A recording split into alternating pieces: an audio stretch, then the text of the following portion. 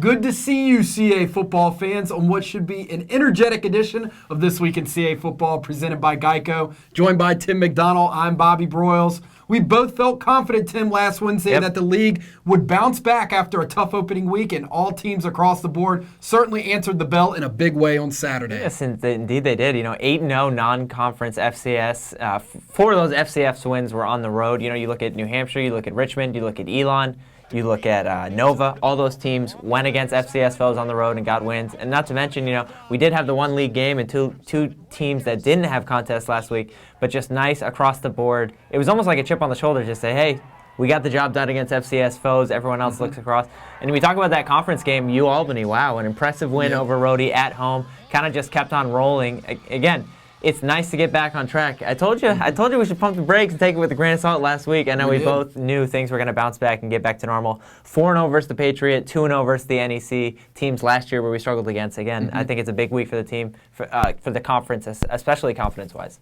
Well, strange to say that the implications are already huge with the conference season heating up this week as CA football showcases a triple header of televised games. The gates open at noon on Comcast, Sportsnet, and CA.TV in the early edition of the Battle of the Blue when Villanova plays host to Delaware and Philly. So much talk about this game in the offseason leading up to it. Last time Delaware won this rivalry was 2011. The last 2 years, though, it's just been absolute dramatic endings. You think about a couple years back when Villanova's down 17-plus points in the fourth quarter, comes back. Last year, you look at that game, Delaware scores late, but then, of course, John Robertson hits a touchdown pass with less than 20 seconds left. Just absolute thrillers. And again, you think it's going to live up to the hype this year. It's going to be a little bit different, though. Both of these teams enter with 1-1 records, but both of these teams also have had different paths leading up to this game. Of course, Villanova last week at Fordham gets it done. Wasn't the prettiest game offensively. Both Villanova and Delaware had to deal with weather last week. Villanova beats Fordham 14-7, a very good Fordham team. That defense just was absolutely stout. A huge, huge game for them defensively. And Delaware, again, not the prettiest game offensively. We saw their redshirt freshman kicker come through with 4 field goals. Delaware beats Lafayette 19-9. Joe Walker, the quarterback for Delaware, gets the start, plays the whole game. Again, I think it's going to be interesting. I hate to bring this up for Delaware fans, but John Robertson in his career versus Delaware, 416 rush yards and 9 total touchdowns. Just 9 total touchdowns combined. So again, I hate to bring that up, but he's had huge contests versus Delaware in the past. I'm going to look at the Delaware backfield. Wes Hills, we know, is a guy who broke his foot. The running back for Delaware, he's going to be out. Last week, we saw Kareem Williams and Thomas Jefferson, phenomenal name, thank you. But we saw them really step up for Delaware, and I think it's going to come. If Delaware can't get a ground game going, they're going to be in trouble. But on the other hand, Villanova, I think, defensively in this game has the edge. Andy Talley all season long has been talking about how excited he has been about this defense. He's going to show up this week. Anything can happen when it's the Battle of the Blue. Well, after the Battle of the Blue, don't touch that dial because at 3 o'clock on Comcast, Sportsnet, and CA.TV, the Rolling JMU Dukes welcome Albany to Harrisonburg. Pardon the pun here, Tim, but there will be plenty of purple and gold all over this one. No, that was awful. Okay. I'm just kidding. But no, it should be a good game. You look at this one, on paper, you should say, okay, JMU should just come into this game and just roll over Albany, and then they should just keep on moving. It's hard to judge JMU because, not to take anything away from their performances, don't get me wrong. They've scored 50-plus points both times. Last week versus Lehigh, it was just automatic. Abdullah had 2 rushing touchdowns. Vad Lee was just a monster again. The numbers are there, and the offense is there. I was more impressed by the way that James Madison was able to spread the wealth. We saw Rashard Davis, Brandon Ravenel, and Dean Cheatham, the tight end, also have a huge week, career highs for him. But again, I don't know. I'm looking at this game and I'm thinking it's going to be really tough for Albany to go to Harrisonburg. It's a conference opener. It's the second conference game for Albany, but just a huge test on the road. Gunteric right now is the guy on offense to look for. If James Madison can shut down Josh Gunteric, the wide receiver for Albany, it's going to be a tough game. DJ Crook has slowly improved. The quarterback for Albany, he had a rushing touchdown last week, threw for a couple last week. The flow of this game, I think, is going to be huge. We heard both coaches talk about it. We heard Everett Withers talk about how's the flow. Albany's probably going to try to slow us down. On the other hand, you hear Greg Gattuso, the Albany coach, talk about if they can slow down JMU or how they're going to slow down. Keep an eye out for that if Albany's offense tries to have long holding possessions, and if James Madison, if that offense can just keep on rolling and stay on the field, we know it's going to be a tough day all along for Albany. Then at 7 on the American Sports Network or on CA.TV if you wish as well, New Hampshire and Stony Brook suit up in Long Island in what could be a critical league contest for both teams. I've been licking my lips for this one, Bob. You've been talking about this for a long time. I don't know what it is, but it's just such an intriguing matchup for me because the implications are so large. And I know I've said that about this contest like 40 times, so I know you're about to punch me over here with this one. But it really is a big game. UNH has to go to Stony Brook, their third straight road game. We saw last week, not a big deal has been talked about it, but Sean Goldrich, the starter for New Hampshire, his ankle seems to be hurt. It seems to be pretty serious. We don't actually know the timetable. We don't know if he's going to play. The backup, Chris McCormick, doesn't have a lot of experience, but he did play most of the second half last week. New Hampshire got it done at Colgate. Again, was not a pretty contest, but they still won. And that was a game where New Hampshire entered the fourth quarter up 20-0 in the fourth. It was just an interesting game. We saw New Hampshire's offense rely on the run game, which we thought could happen. But again, Stony Brook last week, what else can you say about Stacey Bedell? 133 rushing yards and 3 touchdowns. He's the CAA Offensive Player of the Week. You also look at Stony Brook's freshman running back, Isaiah White. First career game, all he had was 17 carries and 103 yards. So Stony Brook, the defensive line, if they can control UNH's offensive line, I think it's going to be really hard for UNH to move the ball. Coach Sean McDonald said this would be one of the best defenses his team faces all year, and they've already faced a very good defense in San Jose State. The implications for both teams moving forward. New Hampshire has Elon at home coming up, Central Connecticut State at home, but Stony Brook has to go to Virginia after this. Whoever wins this game has a huge foot and a huge step moving forward, especially in conference play. Absolutely. Like you said, Stony Brook has to make 2 trips to Virginia the next 2 Saturdays with JMU and William and Mary on the schedule.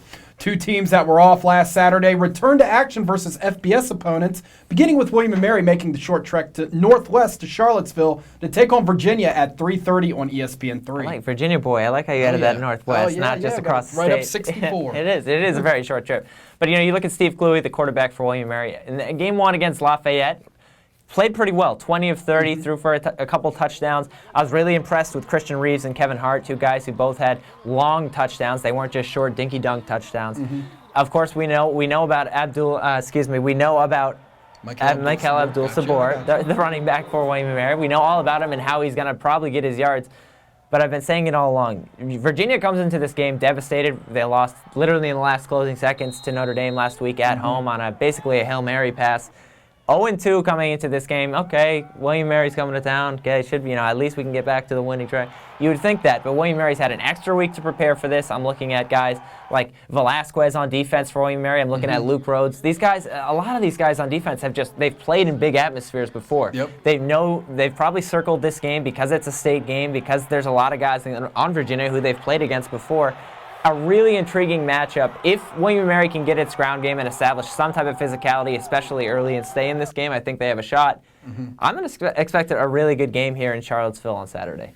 Then at 8 on ESPN3, Maine heads to the Bayou for a date against its second FBS foe this season, playing a team in Tulane out of the American Athletic Conference. It is Maine's second FBS foe, but at least the Black Bears have had time to prepare for this game. They had a week off of their bye week. Maine's defense really wasn't the problem at BC. You look at that contest, it was 10-3 entering the fourth quarter. Yes, Maine ended up losing that game. BC scored twice in the fourth quarter to really pull away. It was the offense that had problems, and we knew that could be an issue coming into the season. Tulane, like UVA, again, needs a win desperately. The last time Tulane played, they lost 65-10 at Georgia Tech in the home opener. 2 weeks earlier, they lost to Duke 37-7. So again, it's another FBS team searching for a win. You're hoping that they're saying to themselves, well, Maine, what's CAA football? You're hoping that that's the case. It's going to be an interesting one. Dan Collins was the quarterback for Maine. He started and played the whole game. He was 12 of 29, only threw for 84 yards. Nigel Beckford, the running back for Maine, also did not play against BC. There's really nothing to lose offensively if you're Maine, especially in an FBS game. What else do you have to lose? I think that's what you say if you're Jack Cosgrove. Open up the playbook a little bit. Expect a close game early. I think Maine, if they can move the ball offensively, they have a shot. And Jack Cosgrove speaking that thanking Tulane for an 8 p.m. game because of the weather difference is definitely going to be different between especially down there, you're going to be sweating a little bit. Maine and New Orleans, indeed. CAA football looks to continue its momentum versus FCS non-conference teams on Saturday as well, Tim. And we begin at 1 o'clock as Rhode hosts nationally ranked Harvard out of the Ivy League. Harvard, and I've given Harvard a lot of praise, and it's rightfully so. They're coming off a 10-0 season where they went undefeated in Ivy League and undefeated in non-conference play, obviously. And Harvard actually enters this game as the FCS current record holder, I should say, for most consecutive wins right now. 14 straight wins in the FCS. That's the leader among teams at the FCS level. Rhode has managed just 7 points through 2 games, and we know they've struggled at times. We've known their quarterback, Paul Miraz, is still understanding and still moving forward in this offense. He did throw his first touchdown pass last week. At times, Rhode was in that game, but it was, you see a turnover on kickoff, you see a couple of picks, you see a couple of fumbles. It's going to be a really tough contest. It's interesting to have a CAA football team play at home and really be an underdog to a team coming from the away team. Harvard's a very good team, and the physicality, I think, could give Rhode some matchup problems. But again, Rhode, this is a chance to take a stand and prove to themselves that they have improved a little bit. Richmond also plays its first home game of the season versus in-state opponent VMI at 6 p.m. on Comcast Sportsnet Mid-Atlantic Plus. A large crowd likely expected for this one at Robins Stadium, Tim. An intriguing matchup. Sparky Woods, former VMI head coach last season at least, is now at Richmond as an assistant head coach. So a little bit of storylines going on there. Richmond, at times last week at Hampton, it was almost like they didn't show up ready to play. You look at that contest, Richmond's down 21-10 at the half, but they do bounce back a little bit. You saw Seth Fisher score a touchdown. You saw Jacoby Green score a touchdown. Offensively, Richmond started to come around in the second half. They only allowed 1 touchdown to Hampton in the second half. Ultimately escape out of Hampton with a victory. But again, a little bit of concern there. You look at VMI, a team that lost in week 1 to Ball State, I should say, and scored 36 points there. Last week they beat Morehead State on a field goal to win as time expired. There's a little bit of energy, I think, coming back home for Richmond. You have a chance to go into your bye week. If Richmond can take care of business this week, they can go into their bye week and focus on CAA football. Again, I'm looking at a contest that I think should be close, but Richmond definitely has its antennas up after the slow start versus Hampton last week. At the same time, but on CA.TV, Towson stays home again and entertains Holy Cross. Towson, what else can you say about Towson last week? St. Francis has one of the best running backs in the nation, regardless of the conference that they play in, regardless of their reputation. And Towson just did an absolutely phenomenal job last week. Got it done defensively, only allowed 197 yards of total offense. And at any level of football, if you hold another team to 200 yards or less, that's very impressive. Towson played at Holy Cross 2 years ago and just completely dominated. And Coach Ambrose got asked this week, do you expect the same thing? And he said, no, it's a completely different year. Holy Cross has a very good quarterback. He's a second-team All-Performer in Peter Pujols last year, who's a dual-threat guy. But again, I still think it's Towson's chance right now to seize the momentum. We saw Connor Frazier keeps on trucking, keeps on moving forward. It looks like he's getting more and more comfortable. We know Darius Victor's going to get his numbers, but I'm looking at the defense. I think that defense last week showed up, 10 tackles for loss. I think that's going to be huge. Holy Cross, it's only their second game. They have had an extra week to prepare for it, but Towson plays so well at home. Week 3 concludes with Elon versus North Carolina A&T at the Phoenix's home of Rhode Stadium. The Phoenix enter this one, maybe not fresh, but they won a triple overtime win last week, but I'm sure their energy is going to be right back up this Saturday. I think you can agree there's a collective just sigh of relief across CAA football and a little bit of happiness for Elon. You get that win, a hard-fought win at Gardner-Webb. And Gardner-Webb tied it up late, and then you think, oh, man, and then all of a sudden Elon, keeps battling. 3 overtimes. Connor Christensen really showed up mentally, I think, in that game. The lefty found a true freshman, Corey Joyner, in the end zone, basically, to prove the game. And then, of course, Corey Mitchell, a guy who stepped up huge-time, career-high 18 tackles, was the Stats FCS Player of the Week, also CAA Football Defensive Player of the Week. A huge win for Elon, not only because it's a win, but it's a win on the road. And that doesn't happen often, especially with a team struggling to find wins. Now you get a chance to come home against North Carolina A&T, a team that beat you at home last season. You're staying at home, though, the next 2 weeks. You get A&T this week and Towson the next week. Christensen, I think, is going to be the guy moving forward under center. A huge win for Elon, the whole program moving forward. I think it's going to be exciting to see how they respond against A&T this week. CAFootball.com has all the links you need for Week 3 games. And I know I've already said it many times, but CA.TV will have a live simulcast of all 3 league televised contests this weekend. For local Comcast Sportsnet and ASN listings, visit casports.com/TV info. And we're pretty hip on social media, too, if you haven't figured that out right now. We've got Instagram, we have Twitter, we also have Facebook, and you can all find us by searching CAA Football, and you can join the conversation with our official hashtag CAAFB. Finally, the on-campus crew is set to make its first trip of the season on Saturday. CA Football's Eric Weberg and newcomer Mike Windley will be trekking up to Stony Brook as the Sweet Seawolves take on New Hampshire. Check back in with cafootball.com and our Everyday is Saturday blog next week for the coverage from Stony Brook.